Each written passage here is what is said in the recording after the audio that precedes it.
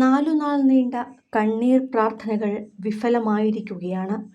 ചിക്മംഗ്ലൂരുവിലെ മാണിക്യധാര വെള്ളച്ചാട്ടത്തിന് സമീപം കാണാതായ പാലക്കാട് കടമ്പഴിപ്പുറത്തെ 15-കാരി ശ്രീനന്ദയുടെ മൃതദേഹം 1500 അടി താഴ്ചയുള്ള അഗാധമായ കൊക്കയിൽ നിന്നാണ് കണ്ടെത്തിയിരിക്കുന്നത്. ആധുനിക തെർമൽ ഡ്രോണുകൾ ഉപയോഗിച്ച് നടത്തിയ തിരച്ചിലിനൊടുവിലാണ് കുറ്റിക്കാടുകൾക്കിടയിൽ അവൾ കിടക്കുന്നത് ശനിയാഴ്ച ഉച്ചയോടെ തിരിച്ചറിഞ്ഞത്. തൊട്ടരികെ പൊട്ടിത്തകർന്നുപോയ അവളുടെ ഫോണും. എന്നാൽ മകളുടേത് അപകടമരണമല്ലെന്നും കൃത്യമായ ആസൂത്രണത്തോടെ നടത്തിയ കൊലപാതകമാണെന്നും കുടുംബം ആരോപിക്കുന്നു. വ്യാഴാഴ്ച വൈകിട്ട് 5:20-നാണ് കുടുംബാംഗങ്ങൾക്കൊപ്പം ചിരിച്ചുല്ലസിച്ച് ഫോട്ടോയ്ക്ക് ശ്രീനന്ദ പോസ്റ്റ് ചെയ്തത്. 5:35 ആയപ്പോഴേക്കും അവളെ കാണാതായിരുന്നു. തിരക്കേറിയ ഒരു വിനോദസഞ്ചാര കേന്ദ്രത്തിൽ വെറും 15 മിനിറ്റിനുള്ളിൽ ഒരു പെൺകുട്ടിക്ക് എന്ത് സംഭവിക്കാനാണ് എന്നതാണ് പോലീസിനെയും കുടുംബത്തെയും ഒരുപോലെ കുഴയ്ക്കുന്നത്. ഈ ചുരുങ്ങിയ സമയത്തിനുള്ളിൽ കുട്ടി അപ്രത്യക്ഷമായത് യാദൃച്ഛികമല്ലെന്ന് കുടുംബവും വിശ്വസിക്കുന്നു. 1500 അടി താഴ്ചയുള്ള കൊക്കയിലേക്കാണ് ശ്രീനന്ദ പതിച്ചിരിക്കുന്നത്. സാധാരണഗതിയിൽ കാൽ വഴുതി വീണാൽ ഇത്രയും ആഴത്തിലേക്ക് ശരീരം പതിക്കാനുള്ള സാധ്യത കുറവാണെന്നാണ് കുടുംബത്തിന്റെ വാദം. ആരെങ്കിലും മനഃപൂർവ്വം പിടിച്ചു തള്ളാതെ ശ്രീനന്ദ അത്രയും ആഴത്തിൽ എത്തില്ല എന്ന് ബന്ധുക്കൾ പറയുന്നു. അതുകൊണ്ട് തന്നെ കൊലപാതക സാധ്യതയിലേക്കാണ് ഈ സംശയങ്ങളെല്ലാം വിരൽ ചൂണ്ടുന്നത്. എൻ്റെ കുട്ടിയെ ഡ്രഗ് കൊടുത്തു മയക്കി ആരെങ്കിലും തട്ടിക്കൊണ്ടുപോയതാകാം.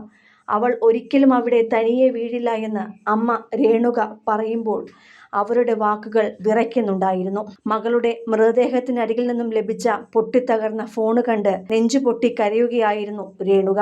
ഹംപിയിൽ നിന്ന് കുടുംബം യാത്ര തുടങ്ങിയപ്പോൾ മുതൽ ആരെങ്കിലും ഇവരെ പിന്തുടർന്നിരുന്നോ എന്നും പോലീസ് പരിശോധിക്കുന്നുണ്ട്. ലഹരി മാഫിയകൾക്ക് ഇതിൽ പങ്കുണ്ടോ എന്ന സംശയം കുടുംബം പരാതിയിൽ ഉന്നയിച്ചിട്ടുണ്ട്.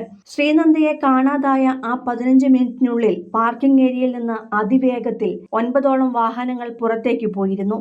ഈ വാഹനങ്ങളിൽ ഒന്നിൽ കുട്ടിയെ കടത്തിക്കൊണ്ടുപോയ ശേഷം കൊക്കയിലേക്ക് തള്ളിയതാണോ എന്നതാണ് പ്രധാന അന്വേഷണ വിഷയം. ഈ വാഹനങ്ങളുടെ ഉടമകളെയും യാത്രക്കാരെയും കണ്ടെത്താൻ കർണാടക പോലീസ് ശ്രമം ഊർജിതമാക്കിയിട്ടുണ്ട്.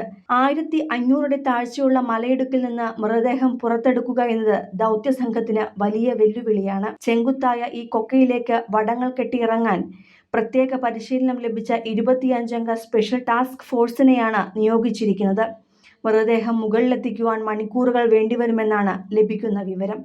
മരണകാരണം സംബന്ധിച്ച എല്ലാ ദുരൂഹതകളും നീങ്ങാൻ ഇനി പോസ്റ്റ്മോർട്ടം റിപ്പോർട്ട് വരണം. കുട്ടിയുടെ ശരീരത്തിൽ ലഹരിമരുന്നിന്റെ അംശമുണ്ടോ എന്നും വീഴ്ചയ്ക്ക് മുൻപ് ബലപ്രയോഗം നടന്നിട്ടുണ്ടോ എന്നും പോസ്റ്റ്മോർട്ടത്തിൽ വ്യക്തമാകും. മരണസമയം കൃത്യമായി അറിയുന്നതോടെ ആ 15 മിനിറ്റിലെ ദുരൂഹതകൾ അഴിക്കുവാൻ പോലീസിന് സാധിക്കും. മാണിക്യധാരയിലേക്കുള്ള പ്രവേശന കവാടങ്ങളിലും സമീപത്തെ റിസോർട്ടുകളിലുമുള്ള CCTV ദൃശ്യങ്ങൾ പോലീസ് ശേഖരിച്ചിട്ടുണ്ട്.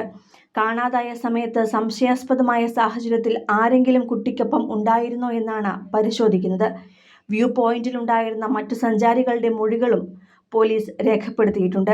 കടമ്പഴിപ്പുറം സ്വദേശികളായ രമേശ് രേണുക ദമ്പതികളുടെ മകളായ ശ്രീനന്ദയ്ക്കാണ് ഈ ദാരുണാന്ത്യം സംഭവിച്ചത്. ശ്രീനന്ദയെ ജീവനോടെ കണ്ടെത്തുമെന്ന പ്രതീക്ഷയിലായിരുന്നു കേരളം. എന്നാൽ മരണവാർത്തയറിഞ്ഞ് നടുങ്ങിയിരിക്കുകയാണ് ഇപ്പോൾ മലയാളികൾ മുഴുവൻ.